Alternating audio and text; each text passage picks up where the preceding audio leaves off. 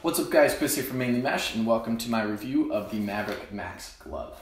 The Maverik Max Glove earned a number 5 spot in my top 5 gloves of 2017 video, and for good reason. All in all, the only real knock I have on the glove is how tight the thumb is. It's something that is personally a pet peeve of mine, but other than that, this is an amazing product from Maverik. I gave it a 0.6 out of 1 for appearance.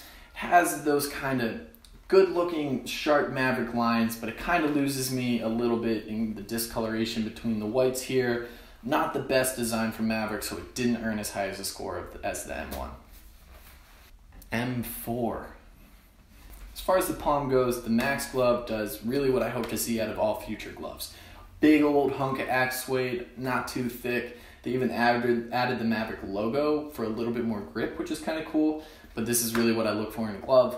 2.5 out of 3, a little bit thicker than the Epic Integra, which is why I didn't earn that high spot, but really solid overall. Protection-wise, I might have gotten a little picky here. This glove overall is incredibly protective. The floating cuff, as well as the thumb, is super loaded up. There are just a few things that give me the heebie-jeebies.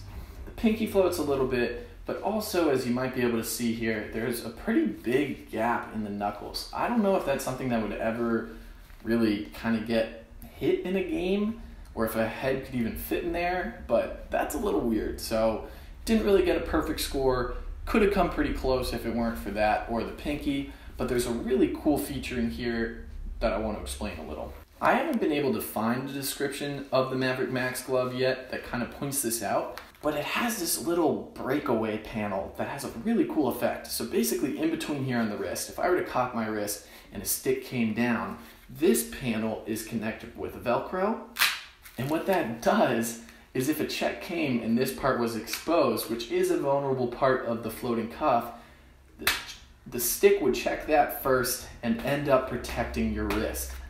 That is a cool feature. In future iterations, I wonder if they might be able to connect that panel with the floating cuff with maybe an elastic system. That might be a little bit more effective just in case that kind of gets dislodged. I feel like you could end up getting it caught, and that could be a little bit obtrusive, which is why I didn't give it too high of a score, but that's a really, really cool feature that I wish they talked more about. Overall, really cool glove.